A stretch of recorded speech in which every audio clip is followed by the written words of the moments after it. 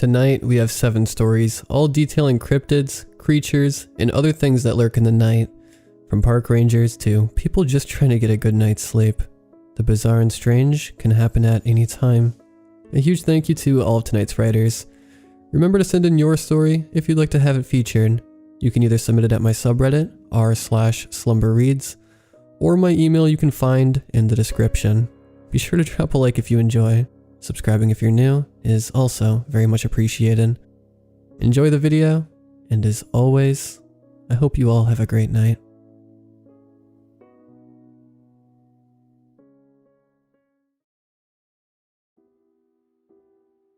This winter was strange. We saw snow in September, rain in November, and nothing else. The local forestry service was afraid the sudden dryness could lead to winter fires, so when they started asking for volunteers, I practically lunged for the opportunity. I guess I needed a break from reality. Getting lost in the Sierra wilderness was the perfect outlet I needed. My birthday came and went. A few weeks later, Valentine's Day did. No one noticed I was gone. Or no one cared, really. I was getting fairly compensated for 4 months of this, so I didn't care. Once a week, a ranger would come up and deliver supplies, and that was the extent of human contact I had. So today, when I woke up to my phone ringing, I was pretty shocked. I picked up without checking who it was to find my pleasant surprise curdle to anger and disappointment when I heard the voice of my ex, Liza, asking, "Hey, it's been a while since anyone's heard from you, John. Are you okay?" My solitude had made my normal wit a bit rusty, as I struggled to formulate a response for a moment. "I'm sure you'd really care to know, Liza," I snapped icily. She took a moment to let my insult seep in and replied meekly, "John, I'm sorry for what happened. Really, I made a mistake." Liza was never a meek person. Even in the most intimate of moments, she was always bold and trying to take the lead. Her sudden complacent attitude only pissed me off. Yeah, I'm sure after hearing my diagnosis, you maxing out my credit cards, spending 5K of my savings, and fucking dozen people I know of was a mistake. She quietly interjected, "John, I was really pissed now and kept going. No, don't fucking John me. I charged you to the fullest extent I could. Why aren't you still in jail? You know what? I have a better question. What in God's name gave you the slightest breeze of an inclination I would ever want to hear from you again, much less speak to you?" She didn't have a response to that, bold or otherwise. After a few moments of silence, I hung up and turned my phone off. She had ruined enough days for me. I wasn't going to let her have this one. I decided after breakfast that I was going to go for a hike to calm down and forget about life for a little bit. I decided to head east for a few miles, towards Nevada. As I walked, I took in the chilly mountain air and gawked at the beautiful pines above me. The peace and serenity of nature was ruined for me when I saw a giant cloud a few miles away. The weather for today was predicted as clear, and we're in a drought. I ran back towards the fire watchtower to call it in. As I turned, I saw a bank of fog rolling towards me. I felt uneasy walking into it, but the weather justified getting back. As I walked into the fog, everything acquired a muted, gray quality. All the hairs on my body stood straight up, and I felt like I was being watched. I stopped and listened for some time, but there was no noise. Despite the lack of sensory evidence, I still felt I should run back, and I only had a matter of time before the mist aggravated my lungs as well. Regardless, I walked on, heading towards the tower and regretting not bringing my rifle. After some time of walking, I saw a fire. Eyeing it warily, I walked towards it. Despite the fact it had been midday when I started out, a dark twilight had set in on the land. As I came to the fire, I saw a man sitting on a log. Aside from a magnificent beard and the hat he wore, I wouldn't have even been able to discern anything about him. After a few moments of me passively observing him, the man spoke with a deep, rumbling voice. "Have a seat, John." I gingerly had a seat on a log across from him and asked, "How do you know my name?" The man, still staring deeply into the fire, responded, "I know a lot of things about a lot of people. Things that have happened, things that are happening, and things that will happen." I stewed on his words, but almost instantly replied, "Bullshit." Without looking up, the man chuckled and said lightheartedly, "I know Elizabeth Lamberley stole over 5 grand from you, fucked 13 people, and tried to accuse you of the unthinkable. I know that just 2 weeks beforehand, you were diagnosed with lung cancer. I know that you hid it, but she still found out. And I know you came here because the cancer won't stop. You've come here to die, John. Under normal circumstances, I would attack someone for saying something like that, for knowing something like that. Instead, I just sat on the log, staring at the fire, feeling very tired. After a minute, I said quietly, "You said it better than I could." We sat silently for a moment as the forest grew darker. After a while, the man said, "You should get along now, lest some souls come and attack you." I nodded and wordlessly got up and walked away. After the light of the fire had receded behind me, I began to realize the uncanny darkness that enveloped me. It was ever increasing, to the point where I couldn't even see my hand. I began to slow my steps and listen in. The forest was dangerous at night, and the last thing I needed was to be surprised without a gun. After some time of carrying on due west, I heard what sounded like a person trampling through the underbrush. I ducked behind a tree and listened as a woman called out, "Hello? Is anyone there?" She was approaching my location rapidly, but as she did, I heard what sounded like desperate whispers and muted screams. The woman's fear was audible as it got closer.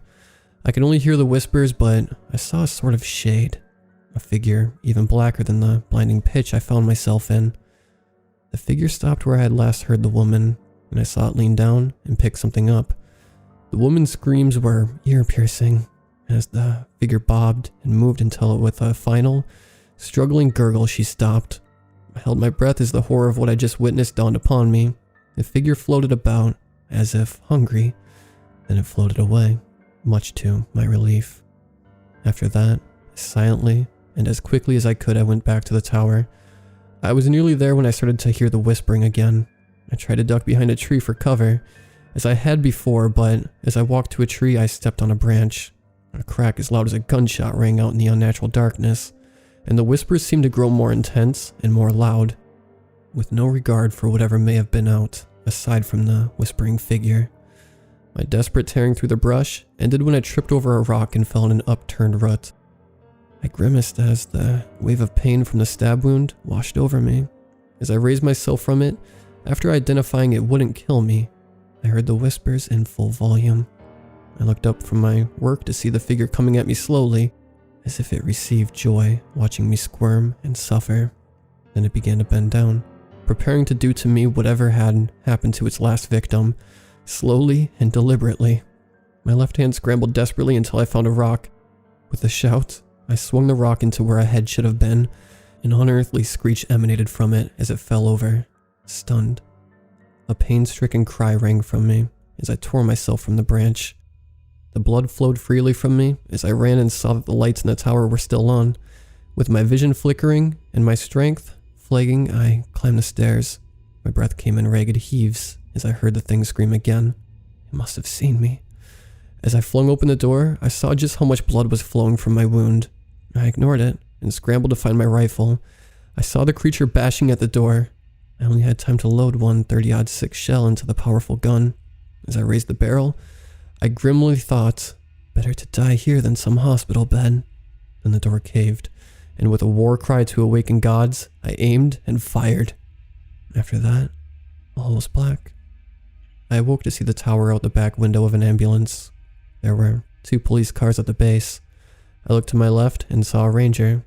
What happened? I croaked out. We found you half dead from blood loss after you failed to radio in for 3 days. We found a woman's bones in the area too, picked clean and bleached. I really ought to ask you what happened, John. The rest of the ride was in silence. I've only been at the hospital for a few hours now, but I can see a bank of dark fog rolling in, and I can't help but feel like I can faintly hear whispering, just at the back of my mind.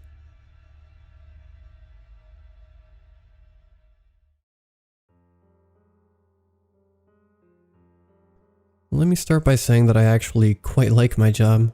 Most people would look at me in shock if I told them that. I work at a stereotypical office job. Small cubicles, a boss everyone secretly hates, and an overworked printer, and coffee machine. But I didn't mind it. I had to eat somehow, so what harm was it really? There was one certain factor that I didn't like though, the desk I worked at. I worked in a small cubicle, same as any other standard employee office space, among the many floors of the company building, yet something was off about it. Looking at it, there didn't seem to be any distinct feature that would cause a feeling of uncertainty or unease, just a cluttered mess of papers with a monitor and computer, decorated by a single picture of my immediate family. It sounds even more stereotypical as I describe it, but bear with me. I tried to pass it off as just the jitters of a new job, but it became worse than that. Whenever I first sat down to work in the morning, a huge wave of unease sat with me. The unease one would feel walking home alone in the dead hours of the night. The same unease of being followed, of being watched. The worst part was that I actually did feel like I was being watched. I would have the sudden urge to look around the office, paranoid for no good reason. The strongest urge was the one to look straight up, like someone a floor above made a hole and was peering down towards me. I hated the thought of it. Thankfully, nothing bad trailed this sense of unease I held, and every time I got up to get a drink or to talk with a coworker, all the feelings I had vanished, right into thin air, as if I'd never felt on edge to begin with. I attempted to abuse this, but I couldn't stand the odd looks I got from the employees around me as I hunched over my desk trying to productively work. I even switched chairs with a coworker whose cubicle was next to mine, doing so when he was away from his desk. Still that forsaken anxiety I always felt. For a week, I worked like this, burying the thought of returning while on my days off, almost in fear when I sat down at my desk, completely relieved whenever I had an excuse to step away from it. The job I once somewhat enjoyed became a dreadful experience. I'd had enough on the 8th day. It got worse that day. The unease was growing, and my heart was beating faster whenever I sat down to work. I talked to my supervisor about switching desks or even floors, anything to seize my current routine. I told him I was willing since our floor was the closest to the ground floor, offering relief for anyone who dreaded the thought of a long elevator ride, or for whatever other obscure reason. The next day, my supervisor came to me with an offer. This older woman, a few floors above us, was willing to move, with no specific reason as to why. I accepted without hesitating, hoping my unease would finally end. And it did. As I began to unpack my papers and photo, I sat down in the new chair, nervous as to what I'd feel. Resting my elbows on the arms of the new chair and leaning forward, I prepared myself. Nothing. I felt nothing. Finally, it was all gone. All those dreadful days of fear and anxiety were gone. Happiness would take their place. Working felt normal again, and as a result, my days were normal. No more fearing my workspace. I was finally at peace. 9 days had passed since I'd switched. I'd nearly forgotten about it by then. On the 3rd day, I peeked onto my previous floor to see how the older woman was doing. I spotted her at her new cubicle. She looked uncomfortable, scared. By her face and shaky movement, she seemed much more on edge than I felt. Of course, I felt bad that I just pinned some cursed desk on this woman, but I only hope she didn't request to return to her original workspace. The 10th day was frightening, more than any day I spent at the cubicle. I'd overslept that day, and I was rushing through my morning routine, praying I would make it to the office in time. When I arrived at the building, panting because of the run from my car, I stopped. The entire building seemed to be evacuated, with all the staff standing around outside, asking questions among themselves.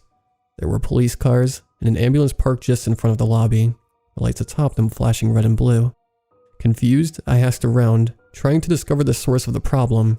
Some janitor I'd never seen before filled me in. A lady had been killed on one of the lower floors. Her shoes, purse, a pool of blood on the cubicle, and blood dripping from the ceiling above it were the only clues to her death.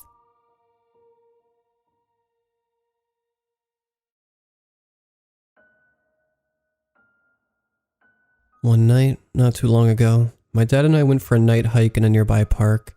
The park is only a few blocks away from my house, and I've grown up walking the trails and swimming in the twin rivers that run through it. The park itself has 9 miles of hiking trails and is located at the edge of town, with nothing but more woods and a highway on the other side of it. We decided to take my dog, Maggie, on this trip, even though she's awful on a leash. She's a German short-haired pointer, so she has tons of energy and couldn't wait to get to the park where she knew she could run around. We left at around 8 p.m. and while it wasn't super dark, I still brought along a headlamp.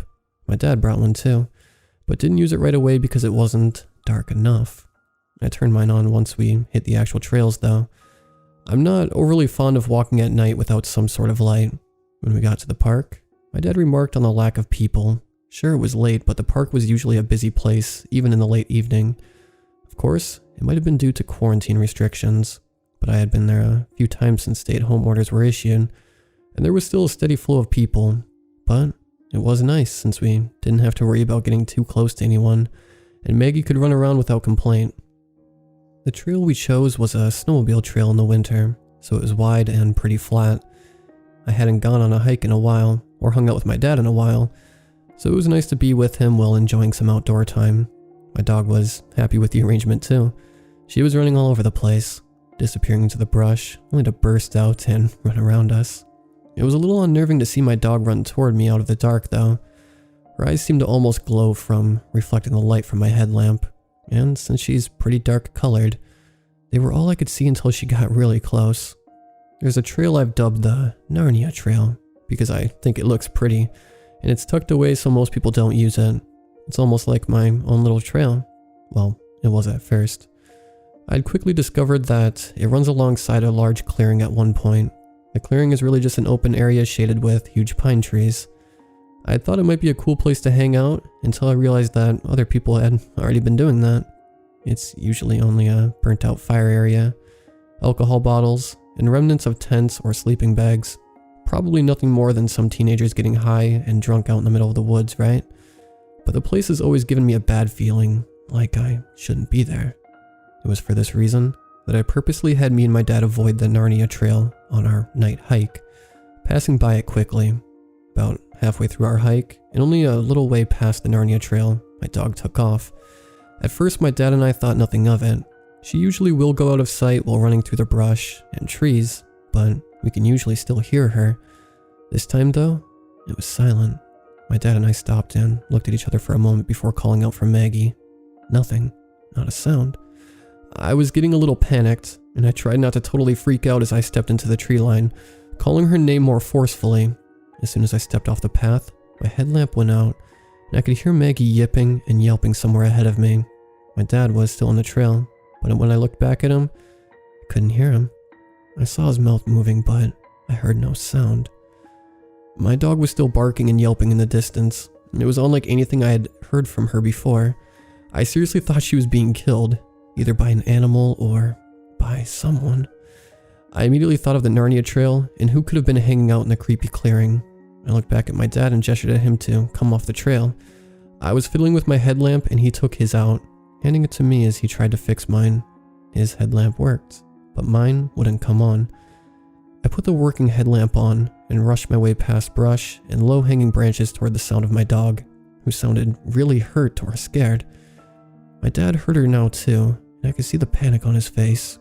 It really sounded like she was in trouble. It took a few minutes of frantic running through the woods that both my dad and I realized. 1, it was probably not the best idea to go after something that is capable of killing our dog.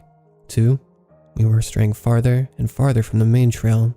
And 3, my headlamp was dimming. We stopped and caught our breath, looking at each other, sweating and fearful. My dog had stopped making noise, and I felt a wave of sadness wash over me. My dog was probably dead. I started crying and my dad just stood there frozen. We were like that for a few minutes before my dad pulled on my arm and tried to get me to move back toward the main trail. I refused. I wanted to go find my dog's body at the very least. I wanted to say goodbye. My dad wouldn't let me. He pulled me through the trees in the direction he thought the main trail was. I was fighting with him the whole time, crying and yelling at him. Again, not the best move when there is something deadly lurking in the woods. We continued for about 10 minutes before my dad stopped in confusion.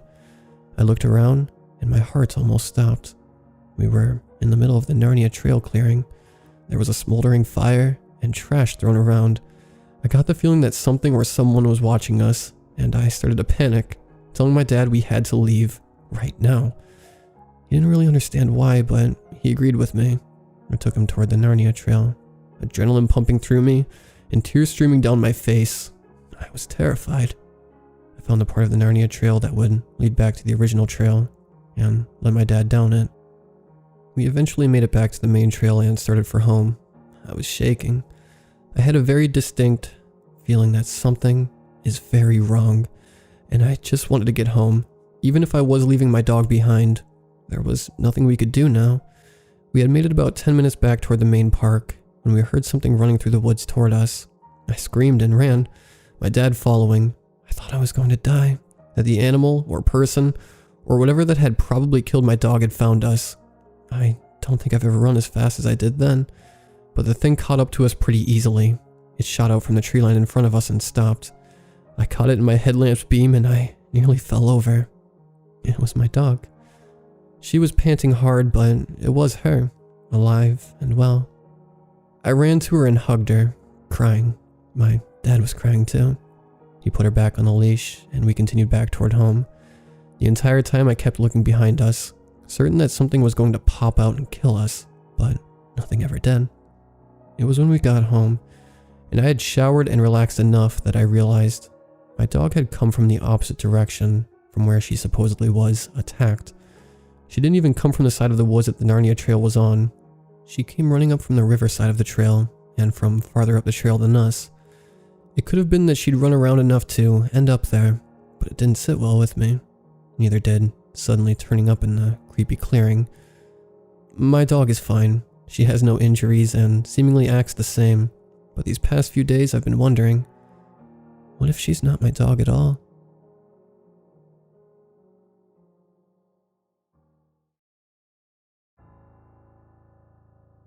Last year, my friend Christian helped me get a job for a company that helps rangers find people lost in the woods. People get lost in this area surprisingly frequently, and no one really knows why. On my first day on the job, I was called in to help find a little girl. As we were driving to the area, Christian told me, "Now there's a lot of things that are weird in these woods, things that are out of place. You'll see what I mean. Do not, under any circumstances, go near them." "Like what?" I asked. "I really don't like talking about it. I'm letting you guys a warning. If you see something out of place, do not go near it." I've never really been into the woods before this job. Hell, I'm only doing it for the money. I thought Christian was trying to scare me, just because the woods are a perfect setting for something scary to happen. When we arrived, there were around 20 people looking for this little girl. According to her parents, she vanished without a trace. The parents had no idea where she could have possibly went to. They were camping, and they woke up to her tent wide open. We decided to split each other to smaller groups that had 5 or 6 people. The group I was in decided to search the river that was about a mile away. During the walk there, I decided to ask my group if they've seen anything out of place. Like Christian mentioned before, everyone looked at me with a mix of annoyed and nervousness. "You haven't seen anything out of place yet?" said Jason, a police officer. "No, this is my first time doing this," I said, hoping someone was going to share a story and what they witnessed. "Nobody likes talking about the things out here, because they can be quite scarring," Jason said with a stern tone. Stupidly, I asked Jason, "Care to share something that scared you to me?" "No, let's just focus on finding this little girl." Jason obviously was annoyed. I nodded my head, and for the rest of the walk, we called for the little girl's name. "Do we know anything else about Allison?" I asked my group. Everyone nodded their head no, except for Jason. She's 10 years old, and her parents said it wasn't like her to just wander away. When I was back at the spot where everyone first met, I was told by the parents that Allison was wearing a white shirt and yellow pants. I figured a girl with her description would stick out, but wherever she was not anywhere obvious so far. We stopped by the river, looking at our surroundings. We discussed where to go next. We agreed to go across the bridge that was above the river. When we got to the middle of the bridge, we all heard an ear-piercing scream.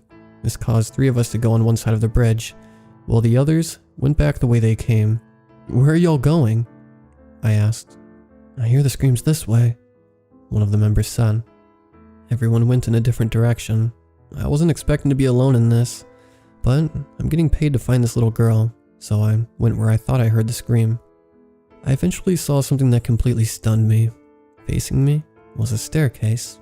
It was leaning upward. The stairs looked like they came from a house. The stairs even had white carpet on them. I thought my eyes were playing tricks on me. I took my glasses off, rubbed my eyes, and put them back on. The stairs were still there, but now, every other stair was yellow. I thought to myself, why is it the same colors as Allison was last seen wearing? Hell, why is there stairs in the woods to begin with? I still thought this thing wasn't real, so I picked up a rock and threw it towards the stairs. This was not a good idea. After I threw the rock, it ricocheted back and hit my leg. This caused me to fall over. My leg felt like it almost broke. I thought of what Christian said. Don't go near it. I had a feeling someone or something knew where the little girl was. I went towards the stairs. I said out loud, "Where's Allison?" I wasn't sure why I was expecting a set of stairs in the middle of the woods to communicate with me, but I stared at the stairs, being no more than a few inches away from them. A voice in my head said, "Run." I must have stared at the stairs for about 40 minutes. I snapped out of it when I got a text from Christian. There happened to be a cell tower nearby where I got a little bit of signal. "Where are you? Why didn't your group stick together?" We all heard a scream from different directions. Apparently, some of the members decided to head back to where we originally met. Expecting Christian not to believe me, I told him about the stairs in the woods. "Dude, you probably think I'm crazy, but there's a set of stairs right in front of me." "Please tell me you didn't touch them. Bro, you need to get back here now." Christian said. "Okay, I'm heading back." I looked in front of me. The stairs are still there. I started to think that my group members saw a set of stairs similar to mine, but instead of turning back, they must have went up them or touched them in some sort of way, and something bad happened to them. On my way back, I asked Christian what happens if someone touches the stairs. He responded with, "Usually, the lost person is either discovered mutilated or never seen again. Usually someone claims they thought it would be funny to climb the stairs, but I can't help to think that touching the stairs and the chance of someone being found have some sort of correlation." I asked if he wanted to see the stairs, and Christian replied, "They're probably already gone." I was no more than a few feet away from the stairs, but when I turned around, they were gone. "How did you know they were gone?" I asked. Christian said, "I think they disappear when the fate of the lost person is decided by whatever being, spirit, force, whatever you want to call it." Eventually, I made it back to where we were originally. Everyone was there except for Jason. It was unnervingly quiet for another hour as we waited for him to come back. The sun was setting, but as it was setting, we saw Jason off in the distance. Next to him was Allison. She was still wearing the same clothes that she was described to be wearing. She had a few bruises, but she said that she was hungry. Her parents asked her why she left, and she said, "I'm not even sure when or how I got there. It seemed like I just teleported to there." Jason found her near the river sitting on a tree. Allison asked Jason if he heard the scream, and Jason said, "That wasn't your scream?" "No. I hope whoever it was is okay." As Jason was heading to leave, he told me in a quiet tone that the scream wasn't hers, and that gave me chills. Jason said that we might have imagined it, but how do 7 different people hear something at the same time? I think Jason was either mortified or tired, or a mixture of both, because he quickly went to his police car and drove off before I was able to respond. One question still remains. Whose scream did we hear in the woods?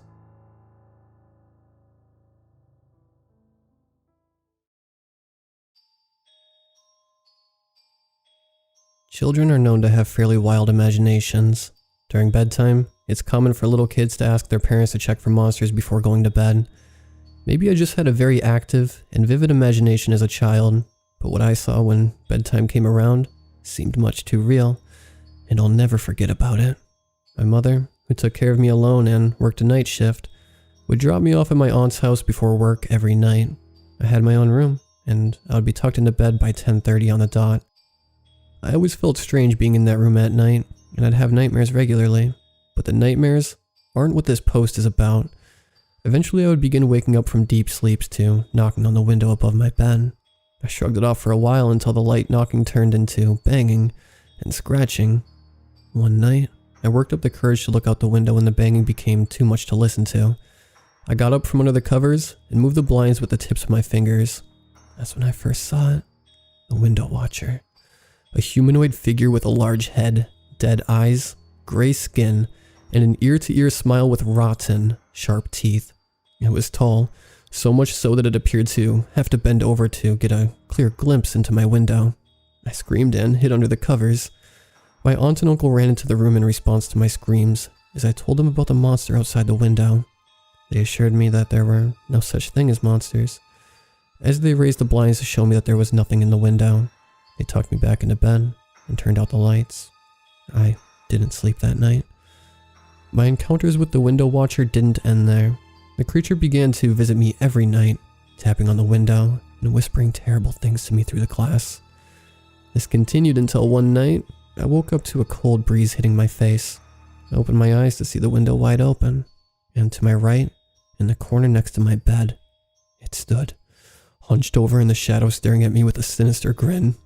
The creature stood at least 9 feet tall, with a frame of skin and bones and arms long enough to reach the floor. I was paralyzed in fear, and before I could even think about opening my mouth to scream, it crawled towards me and placed its hand over my mouth. It raised up its other hand and placed a finger on its cracked, pale lips. It spoke. "If you scream, I'll tear out your jaw." Its sharp, raspy voice echoed in my head as tears rolled down my face. It stood back up and crawled out the window. I refused to sleep in my bed that night and slept with my aunt and uncle. The window watcher only got more active. I began noticing its long, slender silhouette stumble around outside my view of the bedroom door. Sometimes it would stand just outside the doorway, hunched over, peeking in with its dead, bright yellow eyes, grinning at me with a finger placed on its lips in a hushed motion. Sometimes it would hide in the closet, breathing heavily as it stared at me throughout the night. I was never alone in that room. I could always feel its eyes on me. I began getting sleep deprived, being too scared to sleep at night. As a way to help me feel safe, my aunt let her dog named Teddy, a Yorkshire Terrier, sleep in bed with me. I began feeling more safe. Teddy would growl whenever the window watcher came near, until eventually the window watcher stopped coming around. For a few weeks I was at ease, until one night, Teddy stayed outside for the night instead of sleeping in bed with me. That night the tapping on the window started up again. As morning rolled around, my uncle walked outside to call Teddy inside, only to find him ripped in half and mutilated. His insides were spread around the lawn. We buried Teddy as my aunt and uncle summed it up as an animal attack. That night I awoke to the window watcher at my bedside. It began to chuckle in my ear as it whispered that Teddy is no longer around to keep me safe. It wrapped its hands around my head as it leaned in to whisper in my ear, "You'll never be safe from me. I'll always be right there watching you during the night, feeding off your fear." Its cold breath sent shivers down my spine as it stood up to crawl out the window and disappear into the night. I'm now 17 years old. I've far outgrown my fear of monsters and the dark, though I still refuse to spend the night at my aunt's. My memories of the window watcher still haunt me, and I get an uneasy feeling walking into my old bedroom. I now live with my mom, far away from my aunt's house. Strangely enough, I've begun hearing knocking on my bedroom window. God save me if the window watcher has found me again.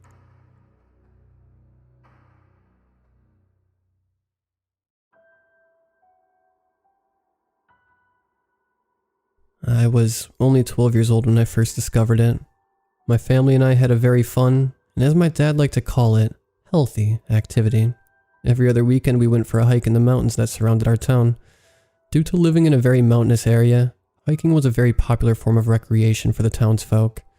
There were dozens upon dozens of trails to choose from, so my parents liked to choose a different one every time we ventured out. Our latest choice, however, proved to be our last as a family. I was the middle child with a younger brother and an older sister. My parents liked to put us in charge of picking the trail. We'd have our little adventure on, and it was my little brother's turn. "All right, little man," my father shouted to my brother from the computer screen. "Here are your two choices, Rattlesnake Gulch Trail or Neff's Canyon Trail." My brother looked up at him from his Game Boy. Well, I don't want to get us all killed by rattlesnakes, so Snuff's Canyon, I guess," he remarked while immediately resuming his game. Dad let out a humorous scoff. "It's Neff's Canyon, buddy," he said while motioning to my mom to see the pictures. After packing our supplies and being yelled at only 6 times by my sister for packing things incorrectly, we made our way out. We had made it roughly halfway through the trail into a more densely wooded area, which made visibility ahead a little more difficult. Many of the overgrown trees had rooted themselves into the trail, as I remembered tripping over several roots and scraping my forehead against many of the overgrown branches. It was here that I asked my father if we could take a quick restroom break. Without a word, he nodded while taking a swig from his water bottle. I walked off the trail, brushing through the dense foliage. I wanted to get enough distance to make sure my sister couldn't see me pee. Weird thought, I know, but as a child, I was very sensitive to that kind of thing. As I finished up, I began turning to walk back to my family. I noticed something strange through the dense trees. One tree among the many stood out. It was much darker in color and seemed a lot more dried out and unhealthy. My curiosity got the best of me, and I walked over to inspect this poor tree. As I arrived at the tree, scratch marks covered the entirety of it. It was dry with very few branches and no leaves. The dark color was almost disturbing, like something you would see on the set of a horror film. It was dead. Bummer, I said to myself as I began walking back to my family. As I turned to leave, I caught a quick glimpse of something no one could prepare for. On the side of the tree, almost towards the top, I could see a hole in the bark. Assuming it may be some kind of animal nest, I curiously walked around to look in. A frown came across my face as I looked into the tree. It was hollowed out much more than I first realized, and was full of bones. Dozens and dozens of bones, but there were many. I wasn't afraid at first. The first thought that entered my mind was that these were animal bones. Maybe some sick kids killed animals for fun, or maybe this was the work of a bear. Damn, I exclaimed, as the thought of being in a bear's territory startled me. I began to turn to walk away when something caught my eye. Inside the pile of bones, I could see a more smooth surface among the pile. My eyes squinted as I looked closer. My better judgment was not in play as I walked closer. My curiosity got the best of me. I don't know why I did what I did, but I reached my hand in to touch it. It wasn't a flat surface. It was curved. My eyes lit up as I realized what this might be. I fell to frights I had never experienced before as I dug my hand into the pile of bones to pull out what I had originally feared this could be. My fears were correct. Slowly, from the pile of dried bones, a human skull began to appear in my hand. I stood in fright, staring at a dead human skull. "Dad, help!" I yelled, continuing to stare at what I was holding. I heard my dad in the distance through the trees, but couldn't understand what he said. "Dad, come here now!" I tried yelling with all I had. I dropped the skull back into the pile of bones and slowly backed away. My dad broke through the thick foliage, revealing himself. "What's up, buddy?" he said with a smirk. I said nothing. I simply pointed to the tree, not letting my eyes off of it. I could see the look of confusion on my dad's face, even from the corner of my eye. He walked towards the tree with an almost sarcastic look on his face at this point. That look faded away fast as he peered into the hollowed out tree. "Holy shit," my dad began. "You guys, let's go." My mom yelled from the other side of the brush. Slowly, my dad turned to look at me. I'll never forget that moment as my dad and I just stared at each other in shock. A police investigation was done. All 147 bones in the tree were human.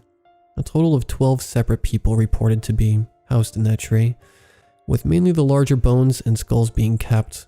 This appeared to be the works of a serial killer. Through DNA testing, many unsolved disappearances were answered. Someone was preying on hikers on that trail. The tree was destroyed by the local authorities. I retold my story over and over again to several detectives. The murders remained unsolved. Until now. 10 years later, I am now an adult and living on my own.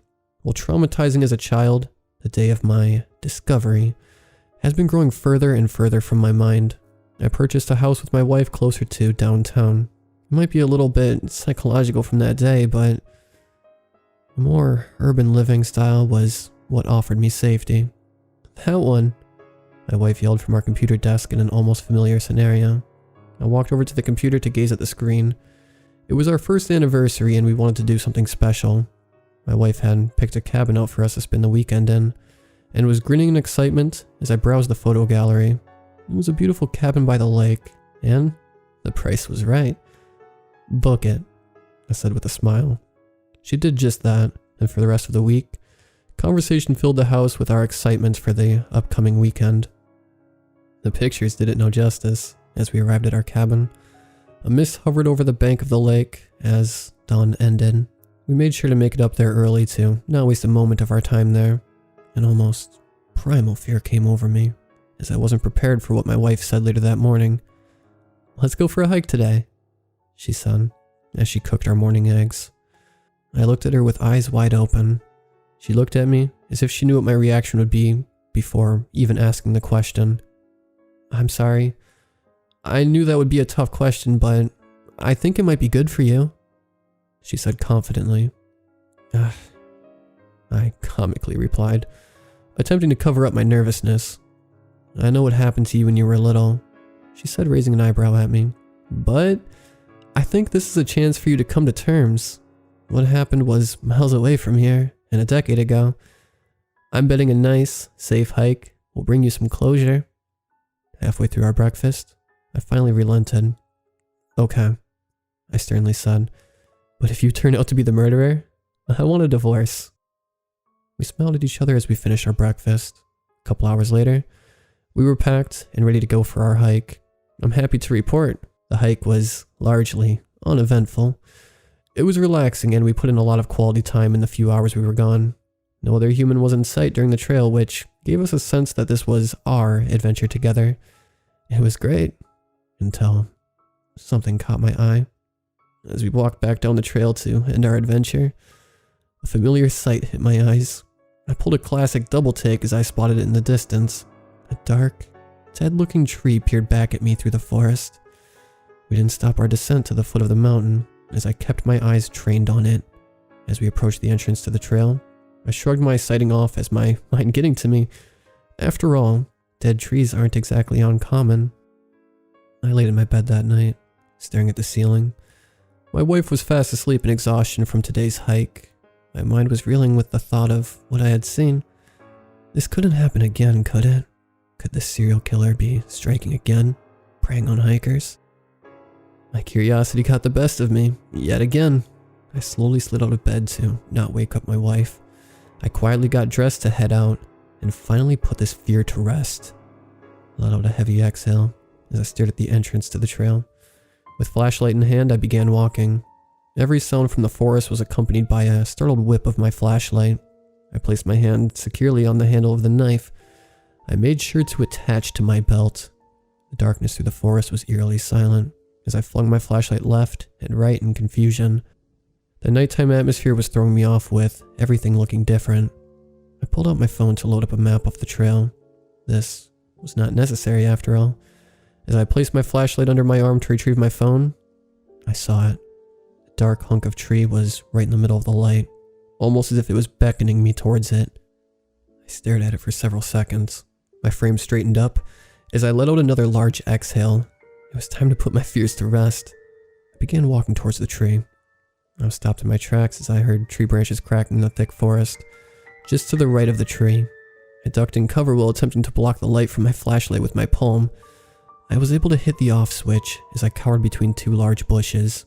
More limbs cracked as audible footsteps began echoing from the forest. Someone, or something, was coming. The forest around me was lit up in a haze of gray from the moonlight. I looked back at the trail, contemplating making a run for it. If whatever this was that was breaking through the forest was a bear or mountain lion, I wouldn't make it very far if it heard me though. I stood my ground. The cracks of the branches became louder as I saw the trees begin to separate. Clunk. Something fell to the ground from the trees. I couldn't tell what it was, but it landed directly at the base of the blackened tree. A low groan was heard from the thick branches it just fell from, followed by a raspy growl. I ducked down further into the bushes, realizing I was having an animal encounter and had to keep out of sight as to not be attacked. I'm not sure if the term animal is correct for the actual encounter I had next. Something came to retrieve its prize. The dense leaves began to part again. A large, claw-like hand came from the trees, grabbing what was dropped on the ground. A form started to emerge. Its giant body must have been 15 feet tall. Its limbs were stretched, unimaginably long.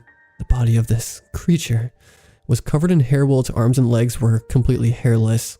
Talon-like claws stretched from its bony arms as it lifted up its prize. The form of a human began to appear as it was lifted by the ankle. I covered my mouth almost instinctively, trying desperately not to make a noise in the eerily quiet forest. I watched, terrified, as the creature grasped its hands around the entirety of its victim's body. With an almost effortless pull, it tore the leg off of the victim and began eating it with the rest of the body falling to the ground. I don't know how much time passed as I watched this thing dine on its meal. I couldn't move. I shouldn't move. I made the decision to just lay in wait and hope the creature finishes its midnight snack and moves on. It wasted none of its meal, as I could see it tearing every piece of meat and flesh from the bones with its jagged, sharp teeth. As I look up at the creature's face, its toothy mouth covered most of its head with small, shiny eyes just above a flat, almost skeletal nose. After making short work of its meal, all that lay left were a pile of bones. Through the moonlight, I could see the bones of its victims. It had devoured the smaller bones, leaving the larger ones intact. My childhood fears were realized as I watched it conduct what I could only call a ritual. It began picking up the bones, one by one, examining each one as if it were oddly studying them. After a long examination of each bone, it put the bones into the tree. I could not see where the gap in the tree was from my angle, but I knew. The bones were being collected into a hollowed-out tree, just like what I saw 10 years ago. A light breeze filled the air as I continued to stare in horror at this creature. Once the bones were secured in their hiding spot, it began to move back into the trees. I let out a quiet sigh of relief. It stopped. With its skeletal nose in the air, it began sniffing. My fear returned as it slowly turned its head to me. It knew. It knew I was there. I've never seen anything take off so quickly as this thing did towards me. I panicked as I shined my light directly at the creature. The light seemingly disoriented it, as it covered its eyes and flung past me. I began running down the trail as quickly as I could, desperately trying to grab my knife. "Damn it!" I yelled, as I tripped over a rock and began tumbling down the trail. I landed on my back as I came to a stop from my tumble. My adrenaline was too high to feel pain, as I pulled out my knife, pointing it in the direction I had just fallen from. Silence. The night sky was eerily quiet. After panning my surroundings for a few seconds, I got myself up and ran. I don't know how I ran so far, but I had finally made it to our cabin. I slammed the door tight as I pressed my body against the door, locking the deadbolt. I quickly walked to my kitchen sink window that was facing the direction of where I had just come from. Nothing. The forest in front of me was quiet. Almost too quiet. My shoulders began to droop as my fear lessened. I had escaped this monster. I began walking back to the living room, still in shock from what just occurred. I stood in the middle of the room, staring at the fireplace that lit the room up in an orange hue. I lifted my head up from my empty gaze as I heard a cracking outside. My fear returned as I crouched my body, slowly walking towards the living room window. I peeked through the blinds. I shot back in fright, as all I could see was a furry body pressed up against the window and sliding across. It was here. I ran to the bedroom to get my wife. "Wake up! Wake up!" I yelled in fright. Her eyes shot wide open at the sudden startle. What the hell are you doing?" she yelled. "There's I don't know, a creature outside, and it tried to attack me. We have to get out of here now," I screamed as I ran to the door. She shot straight up and jumped out of bed. I ran to the kitchen to desperately look for the car key. I was stopped in my tracks by a low growl coming out from in front of me. I slowly looked up to the kitchen window. The entirety of the window was covered by the creature's face. It was just staring at me with those cold, black eyes. Its sharp, long teeth seemed longer than before as drool dripped from the points of them. We stared at each other for several seconds. My wife walked in and saw my motionless gaze. She turned to look at what I could possibly be staring at. She let out a blood-curdling scream at the sight in front of her. The creature roared in rage and disappeared from the window. Scratching could be heard from outside as the creature was looking for a way into the cabin. Roars of frustration could be heard paired with crashing sounds and more scratching. My wife and I held each other in fright. "We have to wait until it's in the back," I whispered. "Once we hear it back there, we need to quietly go out the front door and get to the car." She nodded with eyes wide open. We listened for several more minutes as the creature shuffled around the cabin. Finally, it made it to the back door. My wife and I looked at each other and began quietly walking towards the front door. As I unlocked the deadbolt, a loud creaking was heard from behind us. The monster had bent the back door down almost in half. This time, I let out a scream and began frantically opening the door. I pushed my wife through as soon as it was open. She ran to the car as I slammed the door shut. I saw through the small window in the door the creature made it through. It was tearing the cabin apart in rage, tossing furniture and digging its large claws into the walls. I ran to the car and jumped in the front seat. "Go, go, go!" My wife yelled from the passenger seat. I turned the ignition, starting the car. A loud crash was heard. The creature had barreled into the front door, taking out the entire door frame. It landed with a thud at the bottom of the entryway stairs, and flailed its long and bony limbs to regain balance. Without a word, I threw the car into drive and took off. I could see in my rearview mirror the creature giving chase. I hit the gas pedal hard as the engine wailed. I kept my eye in the mirror as the creature began to fade in the darkness behind us. It was gone. The trip back home was silent. Nothing was said until we got home. We tried desperately to put together what had just happened. She looked at me in shock as I told her about the tree and what the creature had done with its victim's remains. I've thought about going to the authorities with what happened, but me, finding 2 trees full of human bones? I don't think they would buy that. More so, my story of the large creature that filled those trees, even more unbelievable. We lost the money from the deposit on the cabin due to the damages, and we're being sued for the rest of the amount. Like I give a shit. I'm just happy to be alive, that we are alive, after what occurred. I've not heard even a single other report of a creature like this, or even similar to what I encountered. I wonder, were we the lucky ones, and the only ones to ever escape this thing? I will never go hiking again. I warn you, if you do, and you come across a black, dark, dead-looking tree, leave immediately. I wish I had never found that tree full of bones.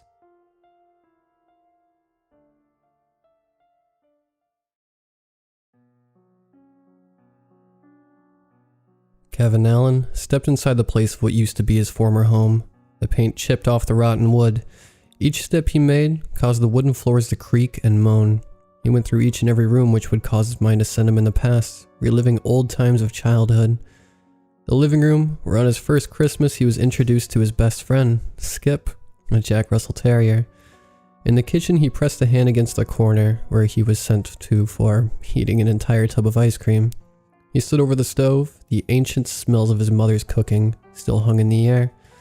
He turned to the kitchen window that showed him the backyard. The memory of being outside playing with Skip and having a huge barbecue with his family appeared before him. Then a flash of the day he buried his best friend under the large oak tree, a tree that is now just a stump. For you see, this house is now abandoned. After the incident that caused Kevin to be sent into foster care, only 4 more families came to live in this house. But like Kevin, the families all reported strange events that transpired in the house. One family recounted how their pet dog had disappeared one night. Another told of how a father vanished with his newborn baby daughter. His wife had to be held for 3 months in a hospital for shouting nonsense. The third family had lost their eldest son when he had disappeared over the night inside the house. And the last family just all disappeared. Yet Kevin knew why those events happened. He knew why the people disappeared. He knew the truth in the words of that mother now shoved away from the world. He knew of the whereabouts of the missing, for you see, Kevin had witnessed it many nights ago. The seemingly strange but curious entity that has always lived in this house. The wooden stairs leading up to the second-story bend and moan under Kevin's feet. He grasped the chipped, worn-down railing of the staircase. His eyes focused on the first room he saw upon rounding up the last step of the stairs. One of the only 4 rooms that made up the second story. Kevin paused in front of its door. He pressed a hand against the door. He could feel the wood bend inward. He took a glance around to look at the other rooms. One was his mother's bedroom, the other a simple bathroom, and the last room was an extra bedroom. However, he didn't come for those rooms. No, he came for this one. A room that he would never forget, his bedroom. He moved his hand down to the knob, slowly twisting it. At the sound of a small click, he slowly pushed open the door, only allowing it to stop halfway. Kevin cautiously poked his head inside. The room, much like of the house, was in despair, yet caused his mind to flutter with memories. Kevin pushed open the door all the way. He stood in the doorframe, scanning around. The room was empty save for a small milk crate that sat in the corner of the room. Kevin took one step into the room, making sure to not make any noise if need be, but the floor of his old room didn't comply. He made his way to the old dusty milk crate, carrying it over to the center of the room. He sat its solid end upward and gently sat himself down on it. With arms crossed, Kevin fixed his focus onto the single reason for his return to his former home. The only place in this house that caused all those who lived here to disappear. To many, it was just a simple storage space, and it always gave children their first steps into the unknown and fear. That place that is commonly called the closet. Kevin's eyes fixed on the closet full of anger and hatred. This one closet was the source of Kevin's tragic past, and the source of all those strange disappearances. For Kevin knew what lied in the closet. Just staring at the closet door brought back the horrifying sounds the thing made that night it appeared. It replayed every waking moment Kevin had, and in his dreams for the sight and sounds would never cease in his mind. Though he was only 6 years old at the time, he still felt himself responsible for what happened to his mother. He hated running away as his mother screamed out in pain from being consumed alive. He hated that he did nothing but mumble nonsense at his neighbors. He hated that when he and the neighbor's husband returned to the house, the only remaining signs of his mother were her carved out scratches on his bedroom floor with small droplets of blood.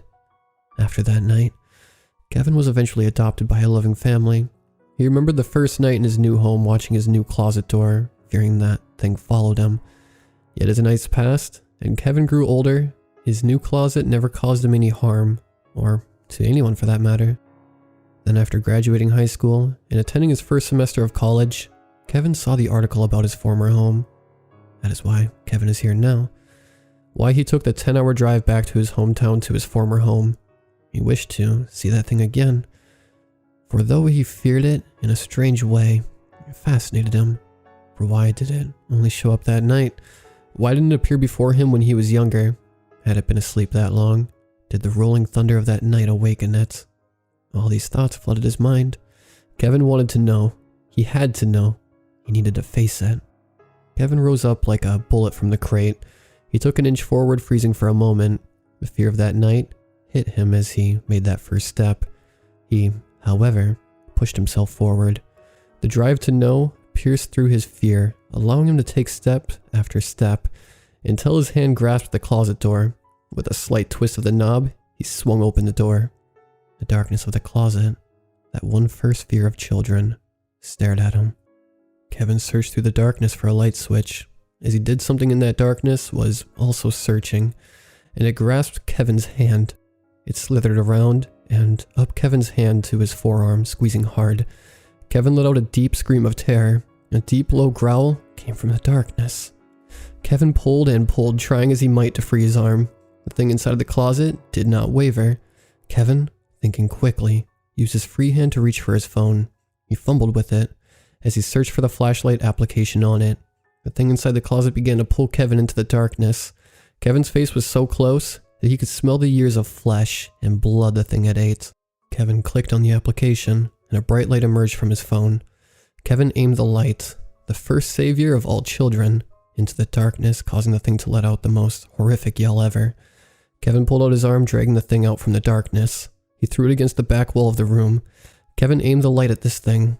The grasp from this thing had nearly broken his arm, but it didn't stop Kevin. He fought through the sharp, numbing pain, keeping his sights on this thing. The thing, that which had caused Kevin childhood problems and the missing disappearances, was just a thing you would normally see in a closet, for what laid on the decrepit floor was not some strange tentacle beast, but a light, gray jacket. Kevin stared intensely at the thing in its hidden form. He pulled out a pocket knife from his back pocket, holding the blade, his hand shaking, but he managed to hold it firmly. Kevin took small baby steps toward the thing, fearing that it could jump at him at any moment. The tip of his shoes, barely inches away from the thing, Kevin knelt down. He held the tip of the knife over the thing. The thing in its jacket camouflage did nothing as the tip of sharp steel hung over it. Kevin placed his phone by his feet, with its light beaming down on the thing. Kevin placed his other hand on his hand, with the knife, allowing him to hold a better grip. As he knelt there staring at the thing, the tip of his shoe brushed against his phone, knocking it on its side.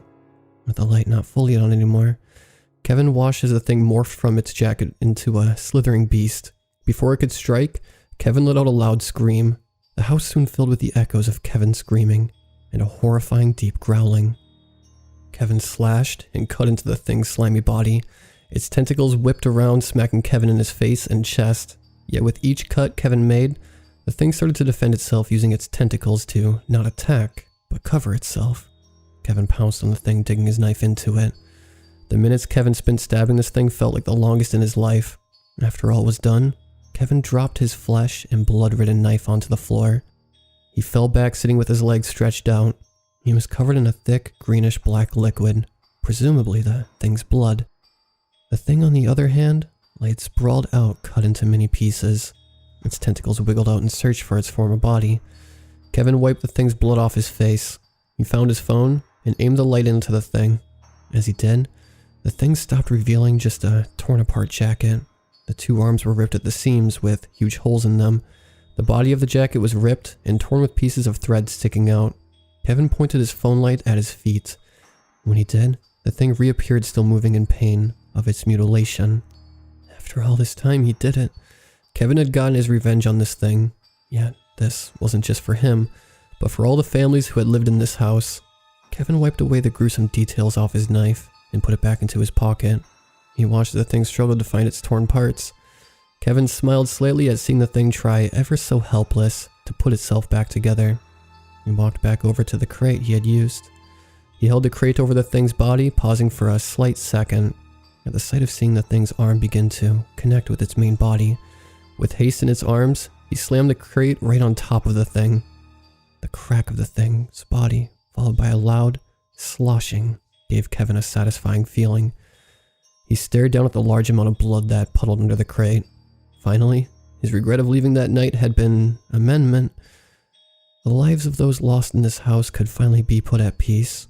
Kevin felt a strange set of muscle movements come over him. He feared the worst until he realized it was just a simple smile. He began to walk out of the room, only to pause at the door frame. Looking over his shoulder, he stared at the open closet door. Though the thing was dead on instinct, he rushed over, closing it. Walking out of his former home feeling accomplished for what he had done, Kevin never noticed one small detail that happened during his scuffle with the strange creature. Pieces of its thread managed to survive, forming a newly formed body. Kevin left his childhood home, unaware of his new jacket.